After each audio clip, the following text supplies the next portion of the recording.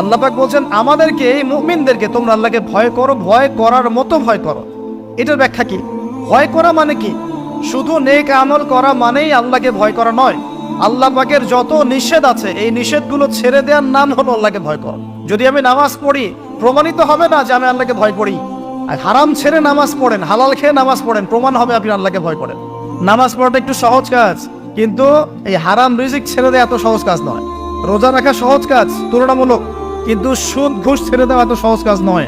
তাসবিহ তাহলিল করা সহজ কাজ, কোরআন তেলাওয়াত করা সহজ কাজ তুলনামূলক, কিন্তু ওই বোনের সম্পত্তি তাকে ফিরিয়ে দেওয়া এত সহজ নয়। অন্য মুসলিম ভাইয়ের মান সম্মান রক্ষা করা এত সহজ নয়। পরিবারে পর্দা এবং নামাজ কায়েম করা এত সহজ নয়। এবং এই সুদ ঘুষ দুর্নীতি অন্যের সম্পদ আত্মসাৎ থেকে বের হয়ে আসা এত সহজ নয়। তাকওয়া মানে কি? পরিপূর্ণরূপে ইসলামে প্রবেশ করা, আল্লাহ পাকের যাবতীয় হুকুম আহকাম মেনে চলা, আদেশও এবং নিষেধও।